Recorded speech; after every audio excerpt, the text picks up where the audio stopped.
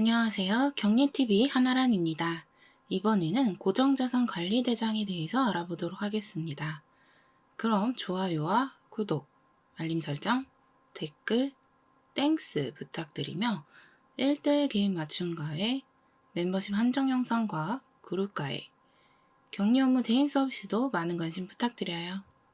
먼저 고정자산이란 1년 이상 생산활동에 쓰이며 수익의 원천이 되는 재산, 토지, 공장, 기계 따위가 이에 해당한다고 합니다.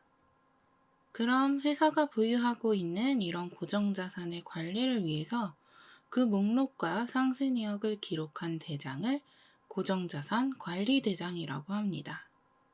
고정자산 관리대장은 화면에 보이는 것처럼 생겼습니다. 내역이 많아 글씨가 작아서 잘 안 보이죠? 좀 확대해서 항목별로 알아볼게요. 먼저 계정 과목이 나옵니다. 계정 과목에는 건물, 차량운반구, 기계장치, 비품, 시설장치 등과 같은 유형자산과 특허권, 상표권, 실용신안권, 개발비, 소프트웨어 등과 같은 무형자산이 있습니다. 다음 자산 순서대로 자산 코드를 설정하고 자산명을 입력합니다. 그리고 취득일자는 해당 자산을 처음 구매한 날짜가 됩니다. 다음 경비는 보유하고 있는 해당 자산에 대한 감가상각비를 일반 판매비와 관리비 비용으로 하거나 원가 비용으로 하는 경우를 구분하는 부분입니다.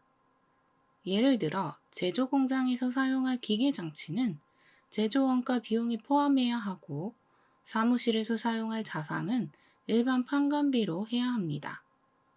그 구분인데 여기서는 800번대로 나와 있죠. 주로 더존이나 K렉과 같은 회계 프로그램에서 일반 판관비는 800번대의 코드 번호를 사용하기 때문에 그렇습니다. 제조원가는 500번대, 도급원가는 600번대, 분양원가는 700번대를 사용하죠. 그 구분이 나와 있습니다. 기초가액은 그 자산을 샀을 때의 그 구매 금액입니다. 부가세는 제외한 공급가액이 기초가액이 됩니다. 만약 면세사업자 등 부가세 불공제가 되는 것이라면 부가세를 포함한 금액이 기초가액입니다. 그럼 중간에 금액이 안 들어가 있는 것도 있죠. 그건 이번 연도에 새로 샀기 때문에 그렇습니다. 고정자산 관리대장은 매년 만들기 때문에 이번 연도 이전에 산 자산의 구매 가격은 기초가액에 들어가고 이번 연도에 새로 산 자산의 구매 가격은 다른 항목에 들어갑니다. 그리고 전기말 감가상각 누계액은 전기, 즉 이번 연도 당기의 이전 연도, 작년입니다. 작년 말까지 감가상각을 해서 쌓아놓은 누계액이 표시되는 것입니다. 그래서 처음 샀을 때의 구매 가격, 기초가액에서 전기 말, 즉 작년까지 감가상각을 한 금액, 전기 말 감가상각 누계액을 뺀 금액이 전기 말 장부가액입니다. 작년 말 시점으로 이 자산의 가치인 것이죠. 중간에 보면 전기말 장부가액이 1,000원인 것도 있죠. 그럼 그 전에 감가상각을 다 끝낸 오래된 자산인 것입니다. 감가상각을 다 해서 왜 1,000원을 남겨놓느냐면 이 자산을 아직 처분하지 않았다라는 의미로 최소 금액을 남겨놓은 것입니다. 남은 1,000원은 나중에 이 자산을 처분할 때 가치 없어집니다. 다음 신규 취득 및 증가는 이번 연도에 새로 구입한 자산의 구매 가격이 여기에 들어갑니다. 그것도 다음 연도가 되면 다음 연도에 만드는 고정자산 관리대장에서는 기초가액으로 들어가게 됩니다. 단기 감소액은 이번 연도에 자산을 처분했다면 그 금액이 들어갑니다. 일부만 처분했다면 일부 금액이, 전부 처분했다면 처음 샀을 때의 구매 가격이 전부 들어갑니다. 처분이라는 게 버렸을 수도 있고 중고로 되팔았을 수도 있어요. 단기 감가상각 범위액은 이번 연도에 감가상각을 해야 하는 금액입니다. 회계 프로그램이 자동으로 계산해서 알려주는 것이죠.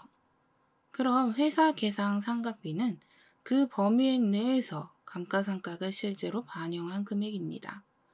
보통 범위액과 동일합니다. 단기말 상각 누계액은 전기까지 감가상각한 누계액과 이번 연도 새로 감가상각한 금액을 더한 것입니다. 이게 다음 연도의 고정자산 관리대장에서는 전기말 감가상각 누계액이 되죠. 다음 단기말 장부가액이 이번 연도 말 현재 이 자산의 가치를 나타냅니다. 처음 샀을 때부터 점점 그 가치가 줄어드는 것을 감가상각하는데요. 그 감가상각을 하고 남은 잔액입니다. 만약 이 자산을 중고로 되팔 때에는 이 금액보다는 더 받아야 이득이겠죠. 마지막으로 양도나 폐기를 했을 경우 그 날짜가 나오게 됩니다. 이렇게 고정자산 관리대장을 알아봤는데요. 고정자산 관리대장은 주로 감가상각한 내용이 나오게 돼서 감가상각을 잘 모르시면 어렵게 느껴지실 수도 있어요. 감가상각은 주로 결산할 때 계산해서 반영합니다. 그때 정률법인지 정액법인지 해당되는 감가상각 방법에 따라 계산합니다. 내용 연수라는 것도 나오는데 이 내용 연수는 구매한 이 자산이 언제까지 그 가치를 가지느냐, 그 기간, 연수를 말합니다. 내용 연수는 해당 자산의 종류나 회사의 업종에 따라 다릅니다. 만약 이런 격리 업무가 어렵다면 하나란의 격리TV 제 채널을 구독하시고 영상을 시청해주세요. 대부분의 중소기업 격리 업무 커리큘럼 수업을 듣고 싶으시면 멤버십을 가입하셔서 영상을 시청해주시거나 그룹과외를 신청해주세요. 그래도 어렵다면 1:1 개인 맞춤 과외를 신청해주세요. 만약 격리 고용이 힘든 대표님들은 격리TV에서 제공하고 있는 격리 업무 대행 서비스를 이용해보세요. 회계 프로그램 도입 등의 단기 서비스도 가능하고 격리 업무 관련 컨설팅도 가능합니다. 신청 및 문의는 화면에 보이는 이메일 주소로 메일 보내주세요. 더보기에도 메일 주소 나와 있으니 참고해 주시고요. 이상 격리TV 하나란이었습니다. 그럼 다음 시간에 만나요. 안녕히 계세요.